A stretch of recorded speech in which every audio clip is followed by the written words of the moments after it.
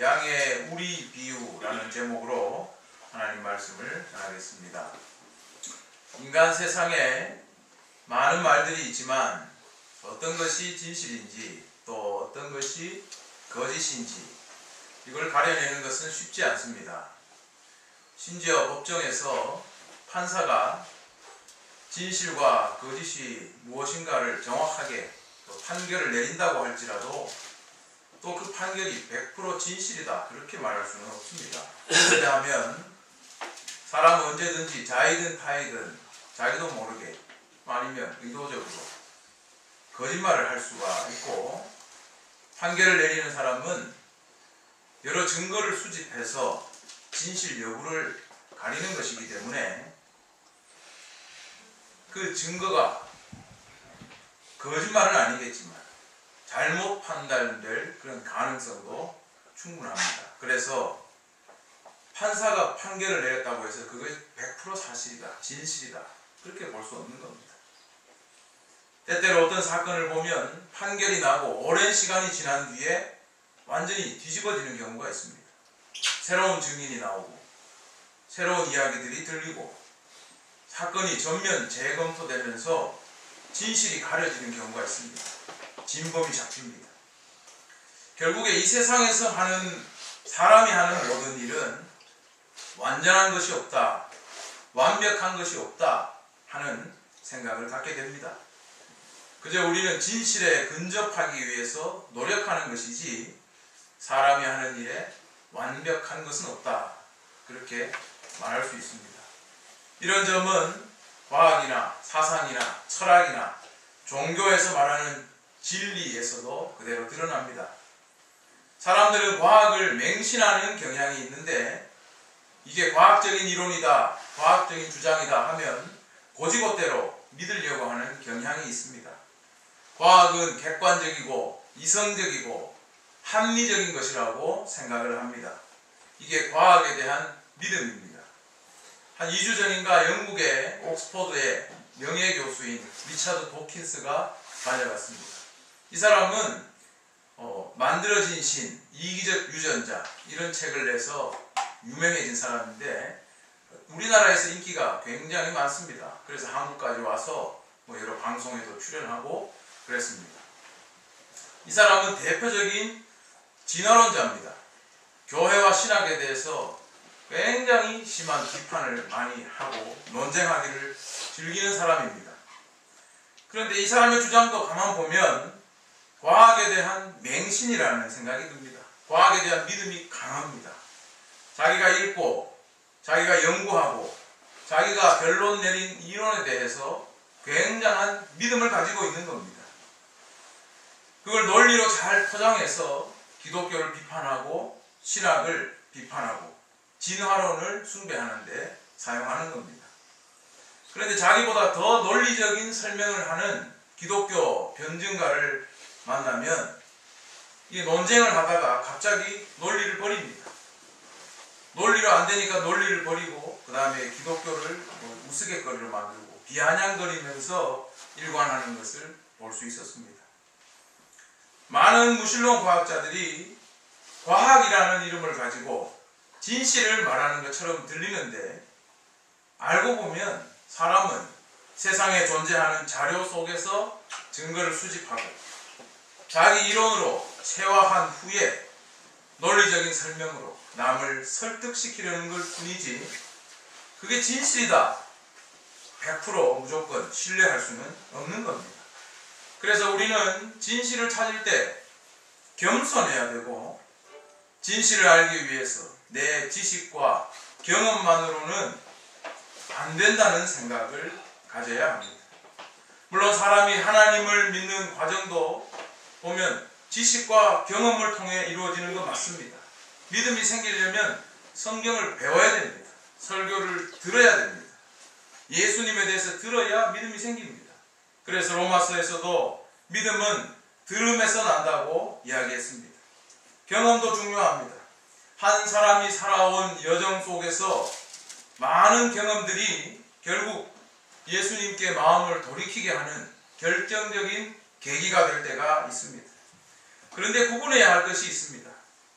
겸손한 사람은 자기가 공부한 지식, 자기가 살아온 경험, 이것이 하나님께서 자신을 알려주는 도구로 사용하신다고 믿는데, 교만한 사람은 어떠냐? 하나님이 없어도 내가 열심히 지식을 쌓고 내가 경험을 가지면 진실 여부를 가릴 수 있다고 믿는 거예요. 이게 교만한 사람입니다. 이런 사람은 결국 자기 스스로를 아주 똑똑하고 합리적인 사람이라고 여기게 되면서 나중에는 자신의 프레임에 빠져들게 됩니다. 그래서 나중에는 고집불통의 인간이 됩니다. 아주 옹고집쟁이가 되는 겁니다. 우리가 예수님과 바리새인들의 이 논쟁을 보면 분명한 차이점이 드러납니다. 예수님은 하나님 말씀 앞에서 굉장히 자유로운 한 어린아이와 같은 모습을 보여줍니다. 그래서 바리새인이 말하는 것처럼 때로는 하나님을 경외하지 않는 것 같은 그런 자유로운 모습까지도 볼 수 있습니다. 그러나 예수님 마음에는 하나님에 대한 경외감이 있습니다. 하나님 아버지, 아빠라고 부르면서 너무나 하나님 안에서 자유롭고 하나님을 사랑하는 모습을 보입니다. 그런데 바리새인들은 입으로는 하나님을 경외한다고 하는데 보면 그들은 자기들의 얄팍한 지식으로 말씀을 멋대로 재단하고 그걸 가지고 남을 다스리고 군림하는 도구로 사용합니다. 한마디로 하나님 말씀을 무기로 사용해서 사람들을 지배하는 그런 사람들이 바리새인입니다. 그래서 바리새인들은 하나님과 성경을 많이 입에 올려도 순수한 신앙심보다는 자기가 가진 지식, 자기가 가진 경험, 자기가 가진 논리로 사는 사람이라는 것을 알 수가 있습니다. 결국 이렇게 자기 지식, 경험, 논리 이걸로 사는 사람은 다른 이야기를 들었을 때 받아들여지기 힘듭니다. 받아들이기를 힘들어합니다. 그 이상 어떤 것을 받아들이기보다는 자기 울타리를 견고하게 만드는데 더 힘을 쓰죠. 그러다 보니까 바리새인들은 예수님 시대 이 종교 지도자들은 성경을 그렇게 많이 보고 종교적인 생활을 많이 했지만 점점 더 견고한 울타리를 만들어갔습니다. 그래서 다른 사람들이 그 울타리를 넘어오려고 하면 아주 강하게 그들을 배척했죠. 그래서 예수님 같은 분이 그들의 울타리를 넘어올 것처럼 보이니까 십자가에 못 박아서 죽게 만들었던 겁니다. 우리가 요한복음 9장에서 바리새인들의 아주 교만하고 독선적인 모습을 많이 보았습니다. 맹인이 예수님의 기적으로 눈을 떴습니다. 하나님의 역사가 일어났습니다. 그런데 이걸 모독하고 폄훼했습니다. 만약 이들이 조금만 겸손했더라면 하나님의 이 기적을 보고 뭐라고 했겠습니까? 조금만 겸손했더라면 그 기적을 보고 안식일을 지켰느냐 지키지 않았느냐 이거 따지기 전에 아마 이렇게 말하지 않았을까요? 여기에 하나님의 뜻이 혹시 있으면 어떡하나? 만약에 하나님의 뜻이라면 우리가 이거 어떻게 받아들여야 할까? 예수는 분명히 안식일에 이 일을 했는데 안식일을 어겼는데 그런데 이게 하나님의 역사라면 우리의 신앙관으로 이거 어떻게 받아들여야 할까? 이게 겸손한 인간입니다. 그런데 여기 나온 바리새인들은 아무도 그렇게 받아들이지 않았습니다. 안식일을 어겼으니 죄인이다. 그리고 모두 한 통속으로 죄인으로 몰아갔습니다. 성경에 보면 사도행전 5장에 정말로 겸손한 모습으로 하나님의 종들을 보았던 사람이 있습니다. 그 사람도 바리새인이었습니다. 사도행전 5장에 보면 예루살렘에서 예수님의 제자들이 많이 일어나서 교회가 막 자라기 시작할 때 바리새인들과 서기관들, 종교 지도자들이 예수의 제자는 무조건 잡아들여야 한다고 언성을 높였습니다. 그때 바리새인 중에 유능한 율법학자 가말리엘은 조심스럽게 이 사람들을 말렸습니다. 이 사람들을 상관하지 말고 내버려 두세요. 이 사상과 소행이 사람에게서 났으면 무너질 겁니다. 그러나 하나님께로서 났으면 당신들이 무너뜨릴 수 없습니다. 도리어 당신들이 하나님을 대적하는 자가 될 겁니다. 이런 유명한 말을 남겼습니다. 이런 태도가 바로 하나님을 믿는 사람의 태도입니다. 하나님이 하시는 일은 내가 다 가늠할 수 없다고 보는 겸손한 태도가 바로 진짜 하나님을 믿는 사람의 태도입니다. 그런데 요한복음 9장에 등장하는 바리새인들은 이 대율법학자 가말리엘과는 아주 달랐습니다. 완고하고 교만했습니다. 이걸 보면 우리나라 속담이 이스라엘에도 통합니다. 빈 깡통이 요란하다. 익은 벼는 고개를 숙인다. 그러죠. 가말리엘 같은 대학자는 이 놀라운 현상 앞에서 오히려 겸손했는데 빈 깡통인 이 바리새인들은, 다른 바리새인들은 편협함에 빠졌습니다. 학문이 부족하다 보니까 그런 겁니다. 결국은 이 맹인을 쫓아냈고 자기들은 아마 승리했다고 생각할 겁니다. 저 멍청한 놈들을 우리가 다 쫓아냈다. 우리는 깨끗하다, 깔끔하다. 맹인은 그 길로 나아가서 예수님의 제자가 되었습니다. 그런데 성경을 보면 예수님께서 이걸 그대로 두시지 않습니다.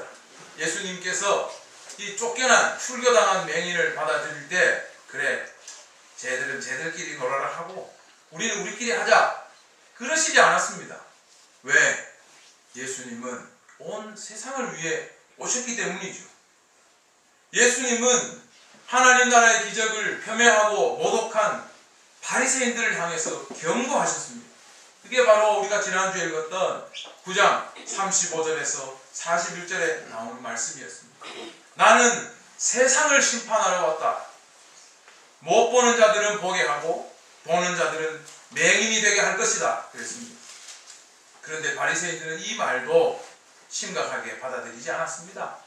막 비웃었습니다. 조롱했습니다. 그런데 우리가 오늘 읽은 10장 1절 이하의 말씀에 보면 예수님은 다시 한번 심판에 대한 경고를 하시는데 사실 더 과격한 경고예요. 그런데 예수님이 이걸 비유를 가지고 경고하셨습니다. 그게 오늘 본문입니다. 1절에 보면 이렇게 말씀합니다. 내가 진실로 진실로 너희에게 이르노니 문을 통하여 양의 우리에 들어가지 아니하고 다른 데로 넘어가는 자는 절도며 강도요 문으로 들어가는 자는 양의 목자라.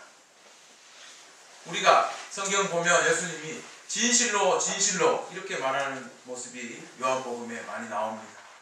헬라어로 읽으면 아멘 아멘 레고 휘민, 진실로 진실로 너희에게 말하노니, 그 말이에요. 아멘 아멘이 진실로 진실로예요. 우리가 예배 때 기도하고 또 설교 들을 때 나도 그렇게 되기를 원합니다, 정말 그렇습니다 할 때 우리가 한마디로 뭐라 합니까? 아멘. 이렇게 아멘. 진실로 라는 말이 아멘입니다. 이건 히브리어인데 이 헬라어로 된 성경에 히브리어를 그냥 썼습니다. 그래서 아멘 아멘 레고 휘민 그랬습니다. 사실 이 말은 그래서 외래어라고 볼 수 있죠. 우리가 한국말 하면서도 뭐 굿, 뭐 오케이 이런 말 쓰죠. 아예 우리말처럼 된 겁니다. 그게 외래어입니다. 아멘도 그렇게 된 겁니다. 예수님께서 아멘 아멘 레고 휘민 할 때 내가 진실로 진실로 너희에게 말하노니 할 때 왜 이렇게 하셨느냐? 정말로 중요한 엄중한 말씀을 하시려고 그 말씀을 하신 거예요. 자, 그런데 내가 진실로 진실로 한다고 그 말이 진실해집니까? 진짜 참 뭐 순 기름 뭐 이렇게 한다고 그게 진짜라고 누가 보증을 합니까? 그러니까 예수님께서 진실로 진실로 해도 그 말을 믿지 않고 안 들을 사람에게는 아무것도 아닌 거예요. 그러나 예수님 말씀을 듣고 예수님 말씀을 순종하려고 하는 사람에게는 이거 엄중한 말씀이구나, 정말 중요한 말씀이구나 라는 걸 느낄 수 있죠. 그래서 요한복음에는 예수께서 정말 엄중한 말씀을 하실 때 아멘 아멘 레고 휘미 내가 진실로 진실로 너희에게 말한다, 무게 있는 말씀을 하시는 거예요. 자, 그러면 엄중하게 하신 말씀이 뭐냐? 문으로 들어오지 않고 다른 데로 넘어오면 절도며 절도라는 말이 도둑이며 이 뜻입니다. 영어 성경에 thief라고 되어 있어요. 도둑이며 강도다. 너무 당연한 얘기를 하신 겁니다. 담 넘는 사람은 도둑이에요. 문으로 들어오는 사람은 주인이에요. 주인이 담을 넘어올 이유가 없죠. 상식적으로 생각해도. 유대인들에게도 마찬가지입니다. 양을 치는 목자들은 낮에는 양들을 들판에 풀어놔서 마음대로 풀을 뜯게 했다가 밤이 되면 우리에 넣습니다. 그리고 이 문지기가 그 울타리에 문을 지키죠. 양을 훔쳐가려면 담을 넘어야 됩니다. 넘어야 이 양을 훔쳐갈 수 있습니다. 도둑은 문으로 못 가죠. 왜? 문지기가 지키고 있으니까. 그래서 담을 넘는 겁니다. 예수님께서 이 말씀을 하신 의도가 무엇일까요? 이게 하나의 비유입니다. 양의 우리라는 것은 하나님의 자녀들이 모여있는 곳이라고 볼 수 있습니다. 양은 하나님의 자녀죠. 다시 말하면 교회라고 볼 수 있을 겁니다. 그렇다면 강도나 절도는 누구냐? 담 넘는 사람입니다. 다른 길로 오는 사람입니다. 그럼 그 문이라는 건 뭐냐? 하나님의 계시와 약속을 따라서 생긴 길을 말합니다. 하나님은 인류 역사에서 수많은 종들을 통해서 당신의 말씀을 주시고 그 길을 이어오셨습니다. 그러니까 예언자들을 통해서 메시아가 올 길을 하나님이 닦아오신 거예요. 그게 바로 문입니다. 그게 양의 우리로 들어가는 문입니다. 예수님의 말씀은 이 문으로 들어가지 않는 사람은 도둑이고 강도라고 했습니다. 이거 결국 누굴 겨냥해서 하신 말씀입니까? 자기 지식과 자기 경험과 자기 논리만으로 성경을 해석하고 예수님을 아주 모독했던 바리새인들을 향해서 하신 말씀입니다. 바리새인들이 다른 사람들보다 성경에 가깝게 살았지만 예수님의 비유에 따르면 그들은 문으로 오는 자들이 아니에요.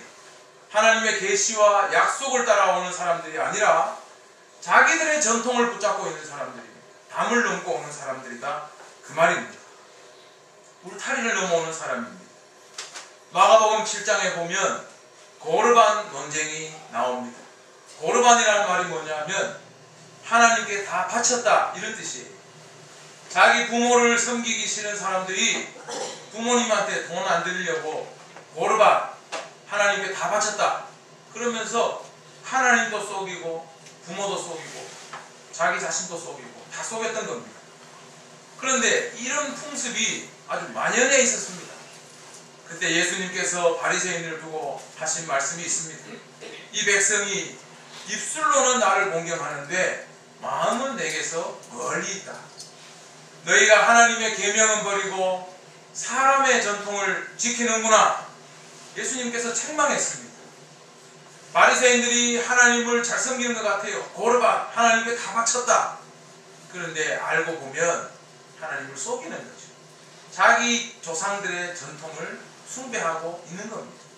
다시 말하면 이 사람들은 양의 우리의 문으로 오는 사람들이 아니라는 거예요. 하나님의 계시와 약속의 길로 오는 게 아니라 자기 조상들의 그 길을 따라서 오는 사람들이다. 그 말입니다. 울타리로 넘어오는 도둑놈이고 강도라는 겁니다. 결국 외형은 비슷합니다. 그러나 그 사람들은 문으로 오지 않는 울타리로 넘어오는 강도요 도둑이라는 말입니다. 그런데 문제가 있습니다. 이 사람들은 많아요. 바리새인들, 서기관들은 너무너무 많고 이미 주류입니다. 그런데 예수님은 한 분, 예수님의 제자도 몇 명 안 됩니다. 우리가 이걸 잘 구분해야 되는 겁니다. 세상의 논리를 따르면 진실은 뭐가 진실이 됩니까? 다수가 결정하면 진실이 되는 겁니다. 그게 민주주의입니다. 민주주의는 다수결의 원칙에 따라서 움직이는 거예요. 만약에 종교도 다수결의 원칙에 따라서 진리가 만들어질 수 있다면 어떻게 되겠습니까? 종교는 절대 그렇게 될 수가 없죠. 그런데 그렇게 될 수 있었던 세상이 바로 예수님의 시대 바리새인들이 했던 일입니다. 바리새인들은 자기들의 학파를 만들어 가지고 율법 해석에 대한 어떤 권위를 딱 세워놨습니다. 많은 사람들이 그 해석을 따를 수밖에 없었습니다. 다 예수의 결정이 하나님의 말씀의 뜻을 그냥 딱 못 박아둔 겁니다. 다른 해석은 있을 수 없어요. 그런데 예수님이 갑자기 나타났습니다. 예수님은 바리새인하고 전혀 다른 해석을 했습니다. 전혀 다른 행보를 보였습니다. 그러니까 이 바리새인들은 아주 난감했던 겁니다. 예수님은 그 바리새인들을 향해서 너희가 문으로 들어오지 않는 강도요 도둑이라고 했습니다. 예수님은 자신이 길이요 진리요 생명이라고 했습니다. 예수님만이 진리죠. 이 유일성 때문에 바리새인들이 발끈한 거죠. 지금도 예수 믿지 않는 사람들이 기독교를 비판하는 이유가 바로 이것 때문입니다. 그러나 예수님의 이 유일성은 절대로 양보될 수 없는 하나님의 뜻입니다. 다수결에 따라 진리가 나오는 게 아니라는 말씀입니다. 우리가 이걸 보면서 신앙의 진리가 가지는 특성을 알아야 됩니다.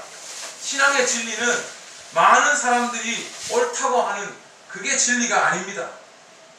하나님의 말씀, 계시와 약속을 따라 이어지는 것이 그게 진리입니다. 거기에 예수님이 서 계시는 겁니다. 요즘 정치판이 시끄럽습니다. 대선 후보들이 막 나옵니다. 어떤 사람은 이미 사퇴하고 들어간 대선 후보도 있습니다. 이 사람들은 국민의 마음을 얻으려고 노력하고 있습니다. 이 정치인들이 제일 관심을 갖고 신경을 쓰는 게 뭐겠습니까? 국민의 마음입니다. 다시 말하면 여론입니다. 여론. 국민 대다수가 어떤 생각을 가지고 있을까? 국민들이 뭘 좋아할까? 이거를 빨리 알고 재빠르게 발맞추는 정치인이 결국 대선에서 승리하는 겁니다. 이게 정치인들이 하는 일입니다. 그렇게 해야 됩니다. 그런데 종교인들은 어떻습니까? 이거하고 다릅니다. 여론이 아무리 옳다고 해도 하나님의 계시와 약속에서 하지 말라는 것은 안 하는 게 종교인입니다. 그렇기 때문에 시대가 어두울 때, 여론마저도 막 왜곡되고 이상해질 때 정치인들이 종교인을 찾아갑니다. 지혜를 구하고자. 우리는 예수님 말씀을 귀담아 들어야 됩니다. 문이 아니라 담을 넘어오려는 강도와 도둑들은 이 세상에 정말 많습니다. 그 사람들은 숫자를 가지고 위세로, 외적인 권위로 사람들에게 목자처럼 다가옵니다. 사람들에게 그럴싸한 모습으로 접근해서 마음을 뺏고 자기를 신봉하게 만듭니다. 그러나 하나님의 자녀들은 여기에 현혹되지 말아야 됩니다. 하나님의 계시와 약속의 길을 따라 오신 예수님, 그 문 앞에 계신 예수님이 아니면 진리가 아니라는 것을 우리는 알아야 하는 겁니다. 말씀과 약속의 길은 오직 예수 그리스도에게로 이어지고 있습니다. 예수님은 갑자기 오신 분이 아닙니다. 예수님은 하나님의 수많은 약속의 길 위에서 우리에게로 걸어오신 분입니다. 많은 사람이 말한다고 진리가 아닙니다. 많은 사람들이 좋다고 한다고 그게 진실이 아닙니다. 하나님 말씀을 따라 오신 분이 바로 진리이신 예수님이고 우리가 따라가야 할 그 길입니다. 우리 사랑하는 목양교회 성도들은 이걸 바로 알고 하나님의 자녀들 되어서 은혜와 축복을 누리게 되기를 주의 이름으로 축원합니다. 또 말씀을 계속 보면 목자를 위해 문지기는 문을 연다고 성경에 나옵니다. 3절 말씀. 양은 그의 음성을 듣는다고 했습니다. 그리고 목자는 자기 양의 이름을 각각 불러내어 인도한다고 했습니다. 여기서 우리가 신앙의 큰 비밀을 알 수가 있습니다. 내가 지적으로 탐구하고 삶의 경험을 쌓으면 뭐 진리를 찾을 수 있겠지 이렇게 생각하는 사람은 오늘 이 본문 말씀을 잘 봐야 됩니다. 예수님의 말씀은 문지기가 목자를 안다는 겁니다. 양들도 목자의 음성을 구분한다는 겁니다.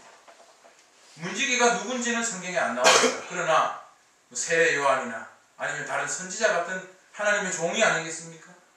약속의 길을 따라오신 메시아를 하나님의 종들은 구분한다는 거죠. 그리고 하나님의 자녀들은 그 목자의 음성을 구분한다는 겁니다. 우리가 구원의 확신에 대해서 말들을 많이 하는데 구원의 확신을 누가 보장해 줍니까? 객관적 증거가 어디 있습니까?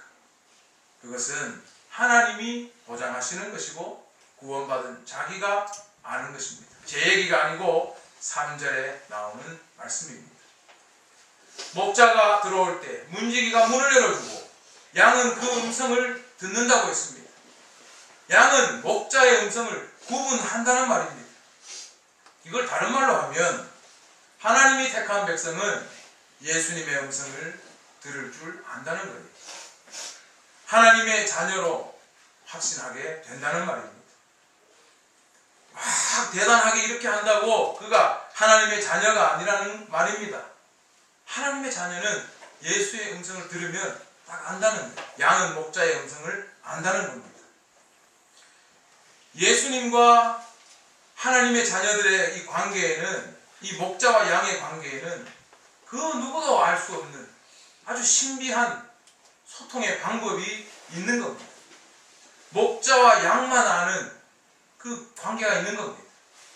푸른 초원에 수많은 양들이 막 돌아다니는데 목자도 여러 명인데 이 양들은 자기 목자의 음성을 안다는 거예요. 신비한 소통의 관계가 있는 겁니다. 예수님과 하나님의 자녀에게는 바로 그런 신비한 소통의 방식이 있다는 말입니다.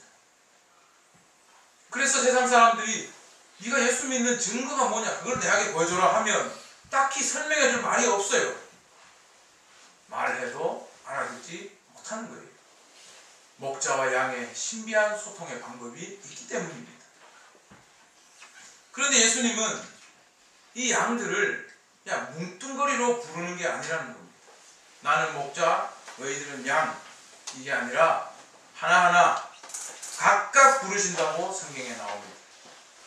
유신이, 유성이, 지암이 이렇게 각각 하나님이, 예수님이 부르신다는 거예요. 그가 자기 양의 이름을 각각 불러주신다고 3절에 기록되어 있죠. 예수님의 신비한 구원의 역사를 말하는 겁니다. 자, 이렇게 불러내서 그럼 뭘 합니까? 양을 치는 목자의 그림을 우리가 연상해 보면 됩니다. 푸른 초장에 양들을 각각 다 불러내서 목자가 지팡이를 잡고 앞으로 걸어가면 양들이 쭉 따라오면서 풀을 뜯고 물을 마시면서 그 초원에서 아주 평화롭게 그렇게 노니는 모습을 우리가 상상해 볼 수 있는데 바로 그렇게 인도하신다는 겁니다. 예수님이 하나님의 자녀들을 그렇게 인도하신다는 겁니다. 이렇게 따라갈 수 있는 것은 목자의 음성을 양이 알기 때문이에요. 그런데 5절에 보면 이렇게 되어 있습니다. 타인의 음성은 알지 못하는 고로 타인을 따르지 아니하고 도리어 도망간다. 다른 목자의 음성이 들리면 양은 깜짝 놀라는 거예요. 다른 목자의 음성이 겹쳐지면 양은 깜짝 놀라서 오히려 도망가 버린다는 겁니다. 여러분, 이 거리 맹인을 보세요. 바리새인이 그렇게 말을 해도 이 맹인에게는 납득이 안 되는 겁니다. 결국 거기서 도망가서 예수님에게로 간 거죠. 그걸 비유로 말씀하신 겁니다. 양은 목자의 음성을 아니까 그 혼돈한 가운데도 목자를 따라가는 겁니다. 오늘 이 비유가 말씀하는 게 뭐겠습니까? 바리새인은 목자처럼 보이지만 도둑이요 강도라는 겁니다. 진정한 목자는 누구냐? 예수님밖에 없습니다. 우리에게 목자는 예수님밖에 없어요. 어떤 유명한 목사님들은 자기가 목자라고 그러는데 목사님 목자가 아니에요. 양무리 중에 좀 이렇게 앞에서 이렇게 끌고 가는, 엉덩이를 흔들면서 이렇게 앞으로 가는 그런 양이지, 목자는 예수님밖에 없어요. 그 목자의 음성을 양은 아는 겁니다. 오늘 그걸 말씀하는 겁니다. 그래서 목자와 양의 관계를 보면 이 하나님의 은혜를 우리가 아는 방법은 우리의 지식과 경험과 논리로 되는 게 아니라는 거예요. 예수님과 자녀의 관계는 목자와 양처럼 정말 신비한 소통을 통해서 이 관계가 이루어진다는 것을, 그들은 서로를 안다는 것을 우리에게 보여주고 있는 겁니다. 예수님은 하나님의 자녀를 알고 하나님의 자녀는 예수님의 음성을 들을 수 있다고 예수님이 말씀하신 겁니다. 나아가 목자는 양을 푸른 초장으로 이끌어 가신다고 오늘 비유는 말씀하고 있습니다. 오를 먹게 하고 물을 마시게 하고 하면서 우리가 살아가는데 삶의 힘을 얻도록 목자가 도와주시는 겁니다. 그러다가 낯선 음성이 들리면 어떻게 해요? 양들은 빨리 도망가서 목자에게로 간다는 거죠. 우리가 살면서 낯선 음성을 들을 때가 얼마나 많습니까만 양들은 거기 현혹되지 않는다는 거예요.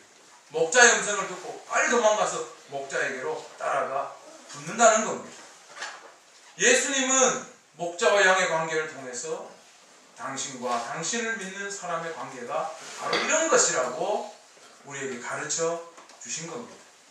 여러분이 예수를 믿는 증거는 무엇입니까? 여러분이 갖고 있는 지식과 경험과 어떤 논리의 정합성 때문에 예수님 믿는 겁니까? 이렇게 되니까 난 예수를 믿을 수밖에 없어. 이런 겁니까? 우리가 예수를 믿는 건 그런 게 아닙니다. 만약 그렇게 생각한다면 내가 아직 목자의 음성을 못 들었을 수 있습니다. 목자의 음성은 내가 듣는 게 아니라 들린다고 이야기하고 있지 않습니까? 목자는 양을 알고 양이 목자를 안다고 했습니다. 그래서 하나님의 자녀가 구할 기도는 이 음성을 내가 잘 듣고 잘 따라가게 해달라고 기도해야 되는 겁니다. 잘 듣고 잘 내가 따라가서 꼴도 잘 먹고 그렇게 되도록 우리가 하나님께 기도해야 하는 겁니다. 하나님과 자녀의 관계는 세상의 어떤 증거로 가지고 보일 수 없는 굉장한 결속력이 있는 신비하고 비밀스러운 관계라는 겁니다. 우리가 이제 졸업 시즌이 가까웠는데 졸업식에 가면 참 진풍경이 있어요. 뭐냐면 몇백 명이 졸업을 하고 그 몇백 명의 졸업생에 또 몇백 명의 부모님들이 와 있어요. 그런데 여러분도 경험하셨겠지만 자기 애들 찾는 거 보면 신기하게 잘 찾아요. 몇백 명의 머리가 다 똑같이 생겼는데 부모님은 뭐 희한한 어떤 비밀이 있는 것 같아요. 딱 보면 자기 애를 탁 찍어 찾아요. 애도 쫙 스캔하면 부모가 어디인지 바로 탁 찾아냅니다. 그거 어떻게 압니까? 과학적으로 뭐 어떻게 그걸 증명할 수 있습니까? 부모와 자식 간에 신기한 소통의 비밀이 있는 겁니다. 아주 신기하게 찾아냅니다. 심지어 군대에 들어갈 때 훈련소의 집체장에 모여있으면 머리 다 싹 깎고 있는데도 부모는 저 멀리서 자기 아들을 탁 찾아냅니다. 목자와 양의 관계는 바로 그런 아주 신비한 관계입니다. 그런데 이 비유를 양들은 알아들었는데 양이 아닌 사람 알아들었을까요? 못 알아들었을까요? 못 알아들어요. 그래서 6절에 예수께서 이 비유로 말씀하셨으나 그들은 그가 하신 말씀이 무엇인지 알지 못하니라. 이 6절 말씀은 뭡니까? 못을 쳐가지고 위에 뭘 발라버린 거죠. 완전히. 개들은 못 알아듣는다. 양이 아니니까 못 알아들어. 그 말입니다. 그래서 예수님께서는 말씀하실 때마다 자주 이렇게 말씀하셨어요. 들을 귀 있는 자는 들으라. 귀 없는 사람은 못 들어요. 또 뭐라고 하셨습니까? 있는 자는 받아 누려 더 풍성해지지만 없는 자는 있는 것까지 빼앗기리라. 왜 그런 말씀을 하셨습니까? 목자와 양의 관계를 생각해보면 그 말씀을 이해할 수 있는 겁니다. 우리 사랑하는 목양교회 성도들은 다 하나님의 자녀요, 하나님의 양인 줄로 믿습니다. 여러분의 삶이 목자의 음성을 듣고 따라가면 더 풍성해지고 꼴을 잘 먹어서 은혜가 더 넘치고 그리고 세상에 아주 무수한 소리를 들어도 목자의 음성을 잘 듣고 따라가서 그 삶의 기쁨과 감사와 찬양이 넘치고 행복한 그런 삶을 살아가는 사람들 되기를 바랍니다. 그런 진리를 붙잡고 예수님을 붙잡고 나아가 여러분의 삶이 은혜로 충만하기를 축원합니다. 기도하겠습니다.